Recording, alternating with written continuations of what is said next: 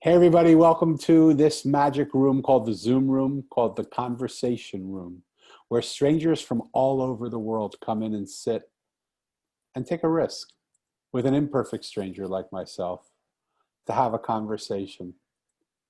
One thing I can tell you from the outset is the only intention I have is to love and accept the people that come into this room, to listen to them and hear them, and to acknowledge and validate them.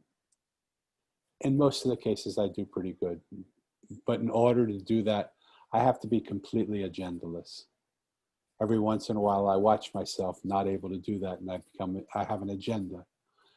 If you see that happening, and Briana, if you see that happening, please call me on it, because that's my goal is not to come into the room with an agenda. So I want you to know you have every right to say, you're supposed to be agendaless here. Can you do that? Of course. I want to acknowledge the sponsor of the show. The sponsor of the show is the Mosaic. It's the book that I wrote. And had the world not been in the situation that it's in, the book I wrote, which is a fable about a boy who loses his parents 2 years apart on the same day. And when he asks the adults where his parents are, they tell him they're in a place called heaven. He sets out in search of that place called heaven. But the people he meets along the way are not the people you would imagine that would show him heaven. They're not the clergy and the medicine men and women or the holy people. They're the common ordinary people. They're the trash man and the road worker.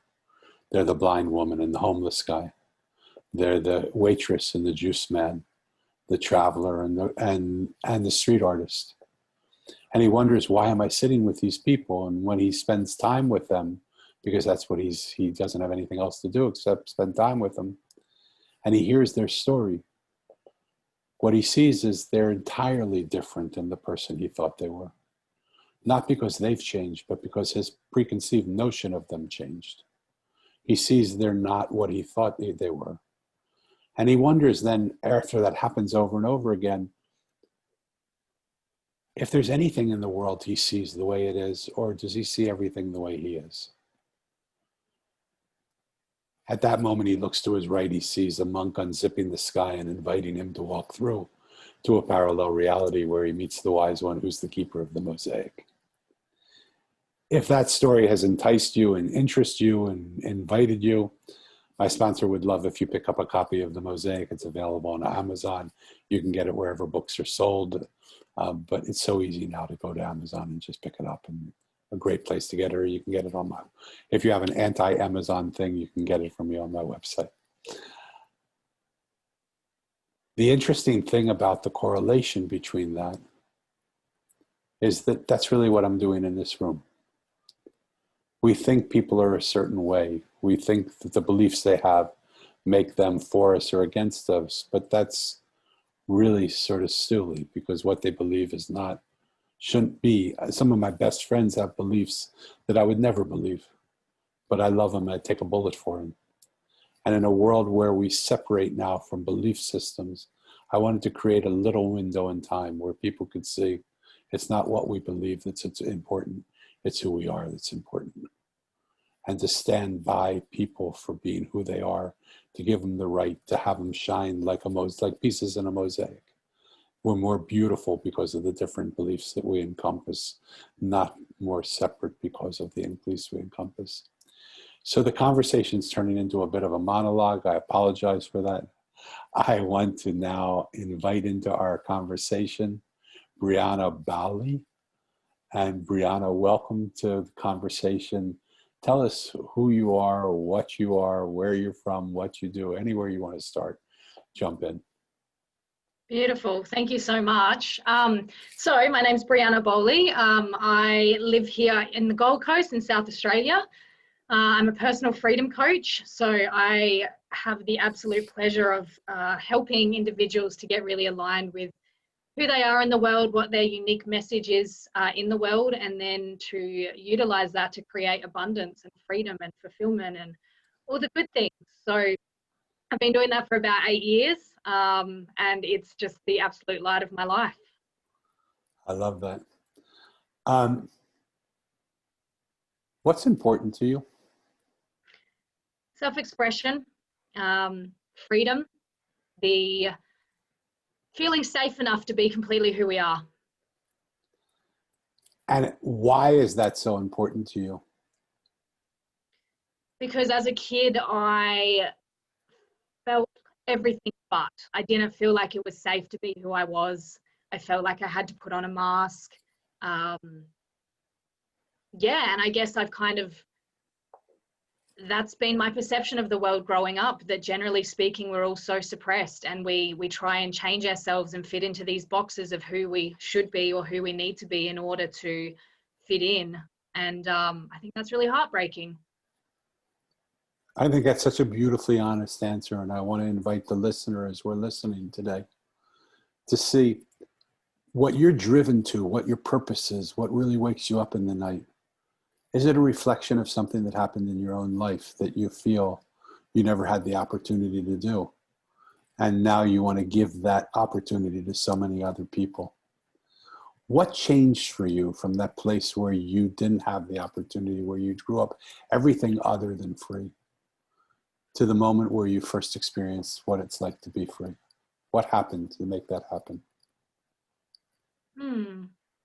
That's a great question. I think I took back my power. I think I spent so much of my early years of life really, I guess, trying to fit the mold, and I guess essentially digging this hole deeper and deeper of feeling trapped and feeling like it wasn't safe to be me, until eventually I hit my version of rock bottom and realized that you know, the power, it was all with me, and I was just choosing not to see that. And so when I finally had enough of feeling trapped, of feeling like I didn't have the power, something just clicked inside of me. And I guess I just started to go out and look for where all of the things that I was believing weren't true, and started to progressively take my power back and find freedom within first. So for people who are experiencing that right this minute, for people who feel like they're living everybody else's life but their own, where did you get the courage to find your own life? Honestly, I would love to come back with a really, you know, empowering, optimistic response to that. But truth be told, I just was so fed up with, I honestly just think I didn't have another choice. I was so fed up with feeling trapped that the choice for me was either end it or do something about it. And so, you know, it really came down to, I don't feel like I had any other choice. You know, it was either, yeah, figure it out, find my power, or leave this world. Wow. Who is trapping you in the life that you were living? Was it somebody else or was it yourself? I thought it was everyone else, but it was me. Yeah. So, and I think that's so insightful for you to say. And I think it's so beautiful for you to admit, because when it's so easy, when I took my power back, it feels like we took our power back from something else outside of ourselves. But really what I heard you say when you were saying it is, I took my power back from myself, from Yeah, that part of myself that didn't think I could be myself. absolutely. What, I mean, I know that you got to a place where it was like either end it or change, but there had to be something. There had to be something that brought you to that moment where you said, why am I doing this to myself? What brought you to that place? What, and if there's nothing, just say, dude, there's nothing. Stop drilling. You're not going to find anything. But I I think just it feel was, like there's something there. yeah, I mean, there wasn't one main thing. I would say, I mean, to me, there's levels to it, you know, so it's been a slow progression of, you know, slowly taking bit by bit back. And, you know, even now I still catch myself where I've given my power away, you know, and I don't think the journey will ever end. I think we consistently get to look at new places, and every time, you know, new levels, new devils. Every time I have an awareness of somewhere where I get to be in the work, then, you know, that kind of opens up another doorway, and so on and so on. And so I don't think it's ever, you know, the work is ongoing. What I found in my life, this is a sort of a maybe a longer way to ask a short question, but I'm just not that smart to ask it in a short way, so bear with me. Um, what I found in life that I've lived is that the people that I see, we're creatures of habit. We sort of like things to be the way they are. And even if they're causing us pain and suffering, we're just used to them. And well, there's some comfort in the habitual pain that we go through because it's just something we know. And to suddenly question that pain or to try and change that pain and to try and go into a new place where we don't know anything about what will happen takes a lot of courage. What gave you the courage again to do that? I'm asking in a lot of different ways, sort of that same question, right? Because um, it wasn't that you beat up an adversary that was outside of you or someone was doing something to you. In those cases, I can understand. I ran away, I beat them up, I didn't do it, I killed them. I mean, in the hero's journey, we all face our adversaries and we the battle with our adversary. But when the adversary is ourself, what gave you the strength to stand up to yourself when you hadn't stood up to yourself before? And I know that it was do or die, right? That you had to do it. But why that moment versus 10 years before that, or 5 years before that? I guess up until that point, there was still enough comfort in the known, you know, what I was living, despite it being painful, there was still enough comfort. And yeah, I feel like I'm sort of repeating myself here, so I do apologize, but it was, No, it's okay. I'm searching for something, but maybe it's not, maybe we're there. I guess there was a point that the unknown and the fear of the unknown and the uncertainty became less painful than the known and the certain, you know? Yeah. And so, yeah, again, I couldn't not. So for those of you who are listening, are you in that same situation? And if you are, how long will you delay it? How long will you wait? Another 2 years? Will you wait another 1 year? Will you wait another day? Will you wait another 10 years? Will you never change it? When will the fear of the unknown be less than the pain of the known that you're in? And how will you go about making it? The reason why I've been sort of trying to drill down on it is because I think so many people are in that place. And if I could get a more accurate sort of roadmap of how that happens, I would have loved that. But I understand that it's just, it just is what it is. What makes you happy? Mm. Ooh. Oh, I've got so many answers going through my head right now. New experiences, connection, exploring. I'm very much,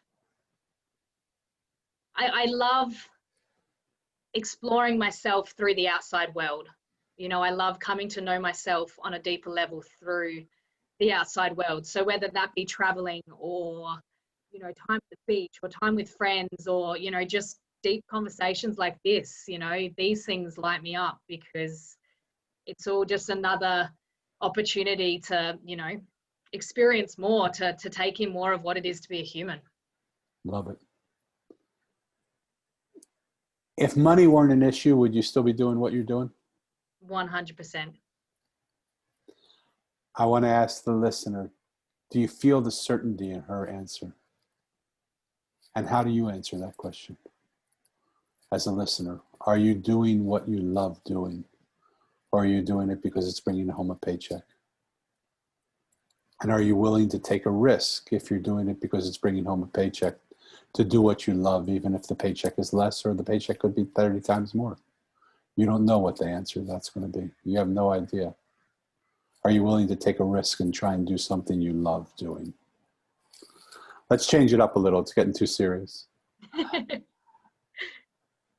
I suck at lightning rounds, but we're going to try and play it at least for a few rounds. And then I'm too curious to do them actually really well.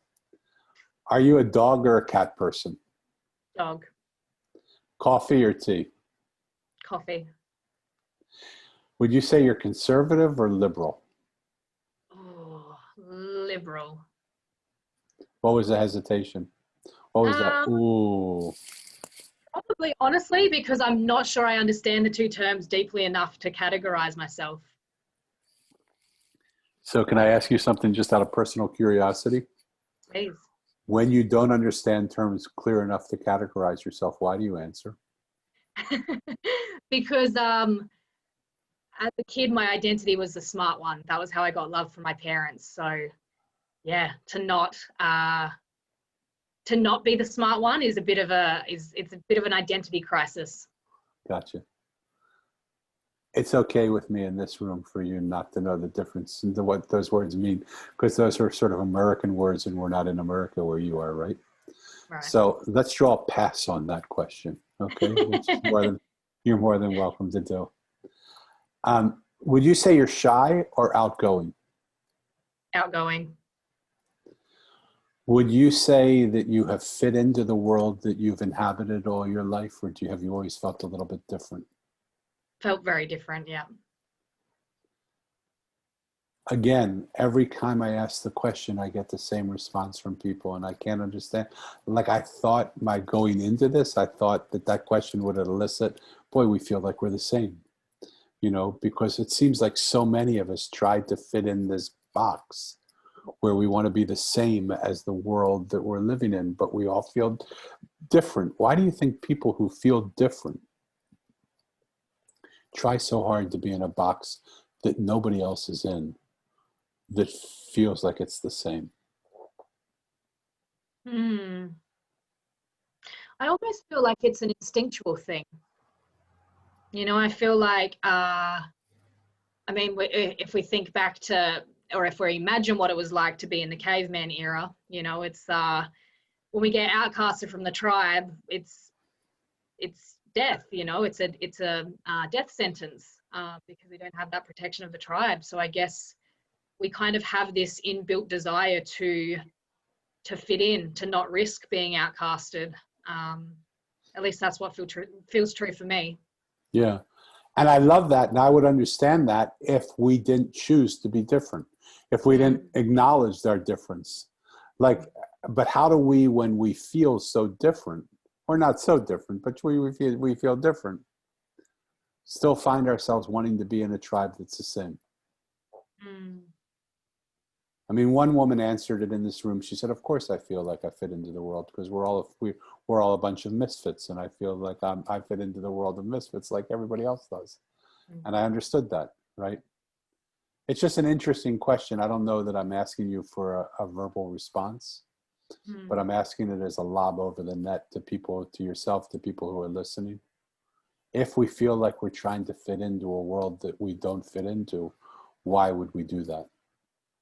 And in some of these room conversations, I realized how brilliant Steve Jobs was when he came up with the Apple sort of story. That it was for all the misfits, all the people that don't feel like they fit in. And I thought how stupid that was when I first heard it, because he's limiting his marketplace, but it's basically so many people. I how brilliant he was. What are you most scared of?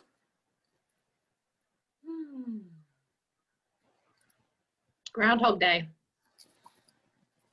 Tell me. Yeah, living the same thing day after day after day. I feel like that's the quickest way to commit a slow suicide. Wow. Yeah. Wow. And what are you most excited by?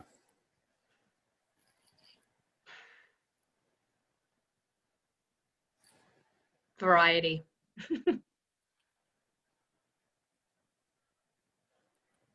What about variety excites you? Again, it comes down to that piece of, I believe we find ourselves through going to new places to, we wear these masks of who we are in the world, who we believe ourselves to be against other people, in I guess, comparison, for lack of a better term, to other people. And so the more we can kind of have new experiences and lean into new edges and stretch ourselves, I guess we come to meet these new parts of ourselves. And so that's really exciting for me, coming to see parts of myself that I didn't know were there. Well, it would make so much sense that someone whose most biggest fear is Groundhog Day, that they would want to have variety, right? Because that's the opposite of Groundhog Day. I like that. What are you most hopeful for? Most hopeful for?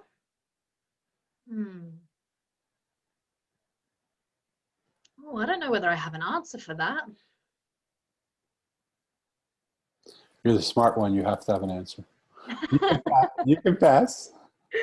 Yeah, I think I'm going to pass on that one. Okay. I love it. And what do you hope most will change in the world we live in, if anything?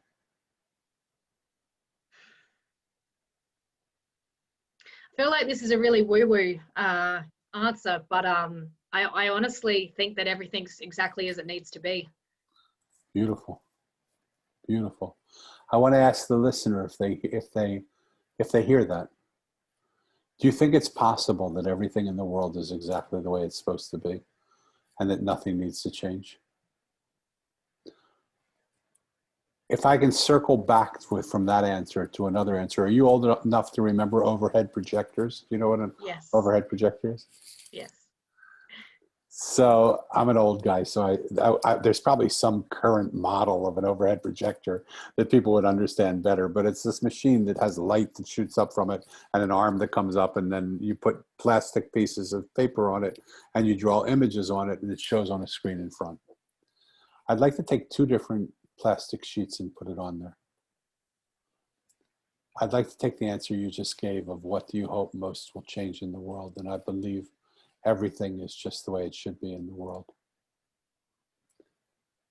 And then I want to put the sheet over it. I'm a personal freedom coach, and I help people become free.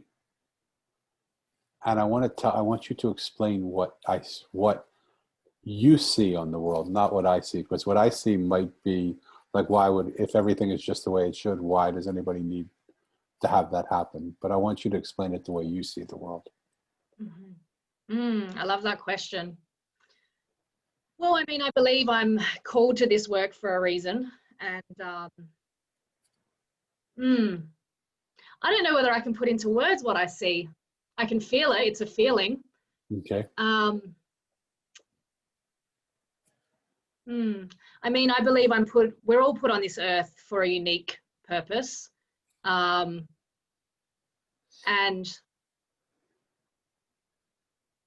you know, we're like puzzle pieces, and we all fit into the puzzle in our own perfect way. And I'm sorry, we're mosaic pieces. How do you say we're no, I'm teasing you. Okay, sorry, mosaic pieces. I'm teasing you.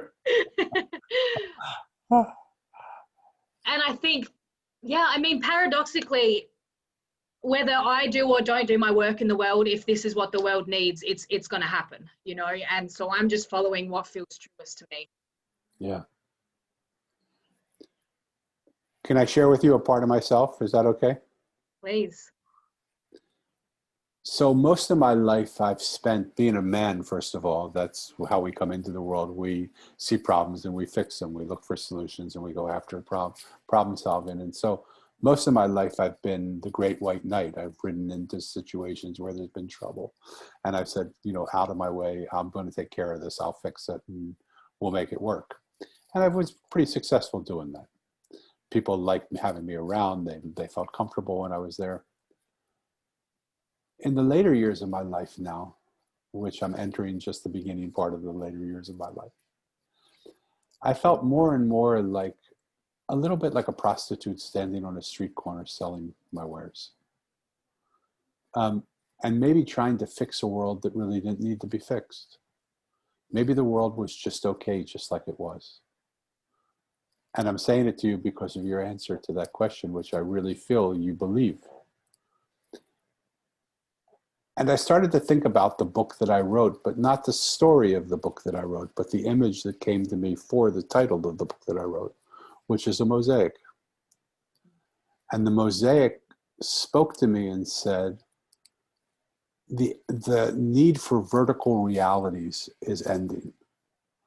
The need where there are people who know how to fix people, know the answers, know change people, bring people, to a different place. It's sort of an old model. And really, there's a new model that's coming, which is a mosaic model, where every piece lies at the same place, horizontally with each other. They don't teach each other or change each other or help each other or fix each other. They just come together and they're with each other. And there's something in that coming together and being with each other that actually makes all of us better than we are individually. The image that we get that's created is bigger than any individual piece, because when we come together, there's something beautiful that's created. Not that the pieces on their own aren't beautiful, but the pieces together tell a different story. But it's not because someone's fixing or somebody or changing somebody. It's just because we're coming together. When I heard you say the answer to the last question that I asked, that's sort of what I heard you saying, which excited me. And so that's why I was wondering how you fit into that, a coach, which also really just asks questions and brings out the best in people. But there's some sense of verticality in it, unless I'm wrong. I want you to, like, you can lob it. It's a lob over the net. You can hit it out over the fence. You can just let it go to the back corner, or you can return it, slam it down my throat, or just volley with me. However you feel like answering it. Or maybe the answer is already there and we don't have to say anymore. I sort of, as you said that, I mean, the way I view it is, those little kaleidoscope, telescope things that you look through and you twist them, and it's just a changing picture. That's what I see, that everything's already there. It's just an ever-changing kaleidoscope. And, I guess as a coach, there is an element of I mean, if we come down to a completely human level, where we're at in this 3D world, we have to make money. And so there's an element of marketing that goes into, that need to make money. And so more than anything, I don't feel like anyone needs a coach. I feel like they have everything within and they don't need fixing. And there also needs to be that element of selling people what they think they need. Yeah. How does that feel when you just said that? The words are jumbled. I don't feel like it comes, I don't feel like I can express what I'm trying to say as, from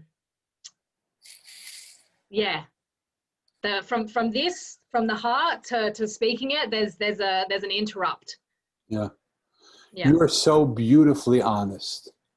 And I want to thank you for the awkwardness of this moment, because very few people would encounter that and allow that to be the case. And I want the listener to see how beautiful honesty is. Because what I feel is there's some transitional place that Briana's in, where she's trying to find language to what she actually feels. And that language that is an older language that doesn't make sense anymore to the way she actually feels. And there is a new language that hasn't quite come, but she's openly sharing that she doesn't feel aligned in language and heart right now, because the message that she's saying doesn't feel like the message of her heart. Not that she's not aligned with it, but that it's not quite present. Am I correct in saying that? Yeah, I think it's more, I'm just not quite sure how to express what I feel. Okay. So I'm sort of stuttering over my words trying to find it, but I think it goes beyond language. Okay, I love that. Do you think that you speak more than you listen, or listen more than you speak?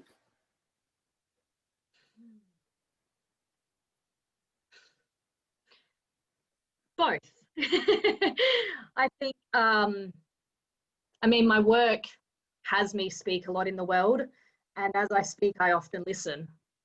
I think a lot of the time, my experience of the world is that divinity is always trying to speak through us, or God, or the universe, or whatever term someone wants to give it. It's always trying to speak through us. And so my job, rather than listening or speaking, is just to get out of the way. Love it. So it's both. Love it.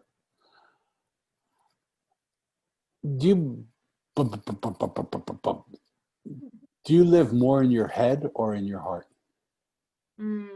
If you asked me this maybe 6 months ago, I would 100% have said in my head. I'm very much learning to be more in my heart at the moment. What's changed?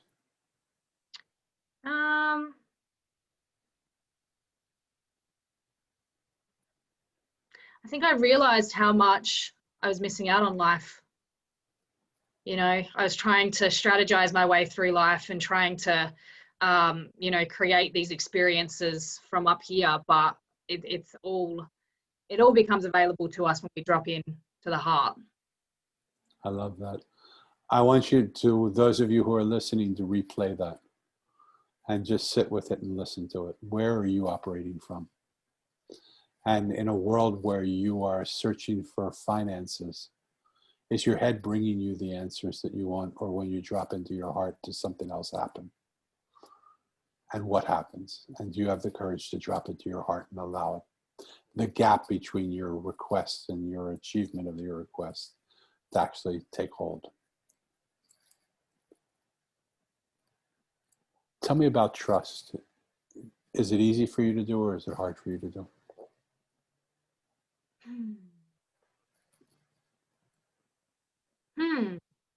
Kind of, I don't have a black or white answer to that. I think it's, I don't know. So on a scale on a scale where 1 is I don't trust at all and 10 is I trust everything, where would you place yourself on the scale of trust? I think the human me probably sits at about a 7. But when I really let myself drop in, it's, yeah, I trust. Wow. What separates the human me from the drop-in me? Stories, past traumas, yeah, this human instinctual need to move away from pain. Yeah. And by the way, 7 is quite a high level of trust for most people. So even the human me trust level is pretty high, even though it sounds like it's not as high as when you drop in and you just trust. Would you say you're a leader or a follower? A leader.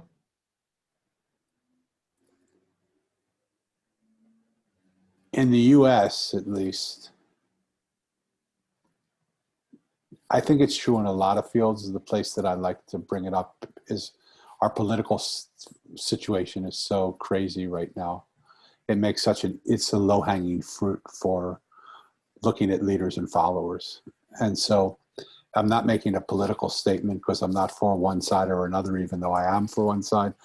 I have my own belief systems, but that doesn't mean that I'm trying to put those on anybody else. But I see on both sides, we elect our leaders. And I think this is probably not the same where you are. I think your leaders are more in tune with the people and the leadership. Maybe I'm wrong, but my guess is I'm getting okay. So in our leadership society, what happens is we elect leaders, and we like our leaders, but our leaders walk into silos of other people who believe like them to give strength to the party that they're a part of. But what happens once they enter their silo is they stop becoming leaders, they become followers. And they don't have the courage to stand up to the leadership of their own party, and that's Democrat and Republican in our case, and say, gosh, we're doing this really well, but this sucks. I mean, this is really, we got to change this. I mean, this is flat out wrong what we're doing. And they don't have the strength to stand up against the momentum of their party, so they become followers. Yet we've elected them to be leaders.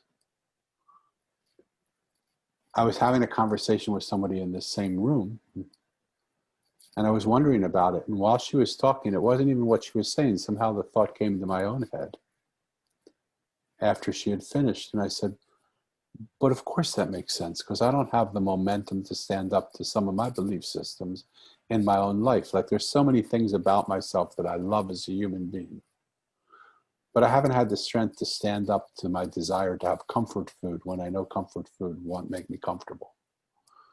And the momentum of that comes, and I feel a little stressed out, and I go for comfort food to relax me, and it does relax me, but then it doesn't relax me in the long term. And if I can't stand up to the momentum of my own being, why do I expect leaders to be different than me? As a leader, do you have the strength to stand up to the momentum of your own different voices that go in your head? Sometimes, and other times not so much. What does it take for you? What would it take for you to do that just a little bit more? I mean, I get it, and what an honest answer you gave. I appreciate that. But so say you do it 70% of the time. What would it take to do it 73% of the time? A reason to. Explain that to me.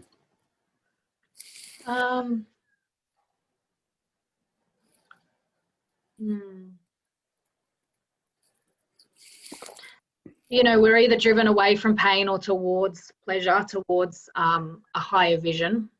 And yeah, I guess it would be, again, coming, I almost feel like we've come full circle. It would be that something would either need to be painful enough that I want to step away from it, or the payoff, for lack of a better word, is large enough that I'm willing to go there. Gotcha. I think that's true. I think a lot of people are in that same place. Both of these are super important. I want to know what's most important for you in this moment in time, not in this room necessarily, but also in the room, but also in this moment of your life. Is it more important for you to be able to stand up and speak your voice and be heard? Because in a world of 8 billion people, it's hard to be heard. Is it more important for you to carve out that section of life where you could actually say something, and you would actually have a voice, and you would have a platform, and people would be able to hear what you're saying? Or is your voice not as important as your ability to listen to other people's voices? Which is more important to you? Ooh, that is a great question. Every once in a while, a blind squirrel catches a nut. I'm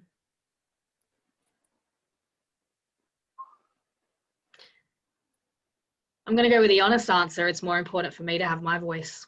Good. Yeah. So you have a few minutes right now, and you have an audience that wants nothing more than to hear what you want to say. Why don't you take a few minutes and just say what you want to say to a world that would love to hear what you want to say? Thank you.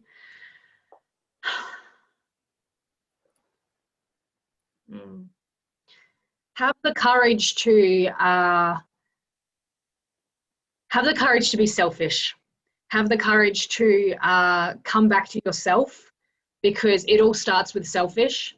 And I wholeheartedly believe that we can't have any impact in the world unless we choose ourselves first. And the more we come into a place of alignment with who we're here to be, I guess the more beautiful life becomes for ourselves and for every single person that comes into contact with us. So yeah, choose yourself first. Love that.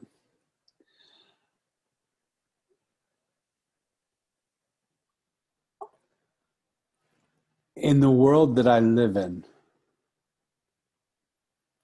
I don't know a lot of people that know themselves. I see a lot of people that spend so much time out here. I don't see many people that spend so much time in here.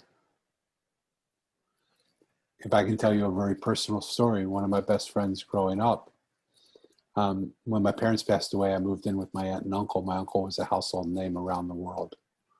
So I was now suddenly going from a lower middle class family to a family of people, of billionaires. And the people that I was hanging out with were now the sons and daughters of billionaires. And my closest friend at that point in time was someone I loved. And we talked about how we're going to grow something together, build something together. And when my uncle offered me the opportunity to take over his business and I walked away from it because it wasn't mine, he got really mad at me and he stopped talking to me. My friend, not my uncle. My uncle also did too. But my friend is who I'm talking about now. And what happened was I didn't see him for a long time.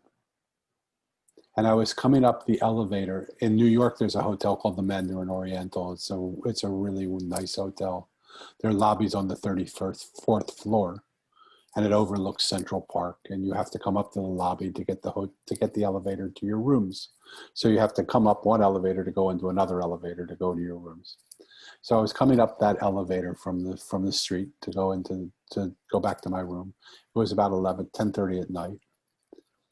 And as I'm walking out of the elevator, the guy that was my best friend at 15 is walking in. Now this is 30 years later.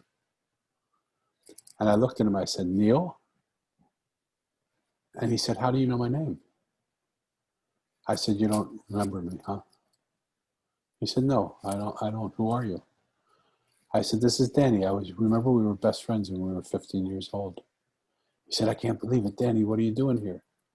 He said, "Come with us. We're going out to a club. Let's just come with us and come to the club with us. We'll talk." And I said, "I think I'm going to pass on the club, but I'd love, like, if you want to go out for breakfast tomorrow, I'd be happy to do that." He turned around. He said, "Screw the club. I'm just going to go. I have a bottle of scotch upstairs in my room. I have 2 cigars. Why don't we just sit in the lobby? Will you sit in the lobby with me and have a drink and we can talk?" We talked from about 10:30 in the night till about 4:30 in the morning. And one of the things he said to me is, "Danny, I made so much fun of you. I hated you. You walked away from $1 billion life to have what? To hitchhike around the world and look for yourself." I just every time your name would come up, I would scorn you.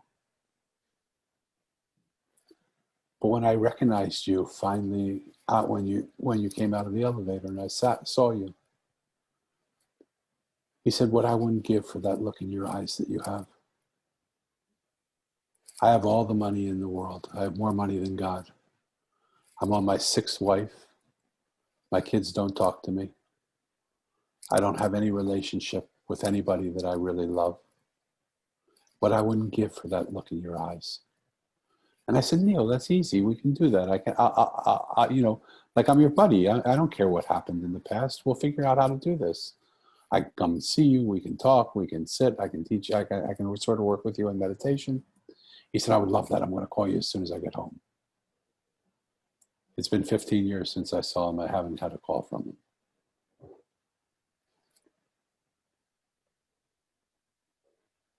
People want to know themselves.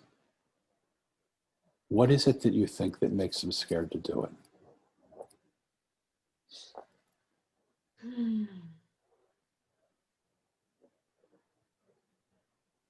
That's a great question. I don't know. Yeah. I don't know. I guess it's the unknown, a fear of what they'll find. And, my perspective on that is what could possibly be so bad, Yeah. Yeah. So I want to ask the listener, what is it that's keeping you from knowing yourself? Because in order for you to follow the advice that Briana is giving you, which is just get out there and be yourself and do it unabashedly, you have to be willing to take the chance to get to know yourself. What's keeping you from doing that? What's keeping you from allowing yourself to live your life unabashedly? To go out there and do what you're here to do. Briana, I want to thank you for your time. I want to thank you for taking this time to sit with an imperfect stranger like myself and the people that listen to this show, and to share such beautiful, honest, real conversation. I want to thank those of you who come and listen to the show for coming and listening, for giving your most valuable asset to us, which is your time. I so appreciate that you spend your time with us in this room listening. But I want to challenge you to do something. Look at what happened. I had no idea who Briana was, but she leaves as a friend of mine now. And I hope our friendship will continue. I hope we'll have more conversations as time goes on. What would happen if you went up to a stranger and just asked them how they're doing and let them tell you how they are? You can question them. You see how question Briana's answers, but never with the thought of putting her down. And I hope you didn't feel any of that. It's just with the sense of getting clarity of what she actually believes, so that people who are going through what she's going through could understand that and have something to hold on to. When we live in a world of strangers, we live in a strange world. When we live in a world of friends, we live in a friendly world. For God's sake, this world needs to be a friendly world. Why not reach out to a stranger and make them a friend by just taking a few moments to care enough about them to ask them how they're doing and just listen to them? Briana, is there anything you want to say before we go? Anything left that you haven't said? I just want to thank you for holding such a beautiful space. That was really moving. Thank you. It's such an honor, and I'm so happy I got a chance to sit here with you and hear your story. It's been an absolute pleasure. Thank you. Thank you so much. For those of you listening, until the next stranger comes into the room, be kind to each other. Love each other. Be curious about each other. Ask questions. Get to know the ones that are standing. Get to know the ones that you don't know. Who knows? You might become friends with someone who was a stranger moments ago. How do people get in touch with you if they want to get in touch with you? I keep it simple, just social media, Facebook and Instagram. If they search my name, Briana Bowley, Briana Bowley. And we'll have all your links in the show notes for people to do it. I want to encourage those of you who are listening to get in touch with Briana. Have a conversation. What could be greater than two strangers coming into a room, other strangers listening and starting dialogue with each other? Until the next stranger comes in, be safe, be kind, be happy. Ciao.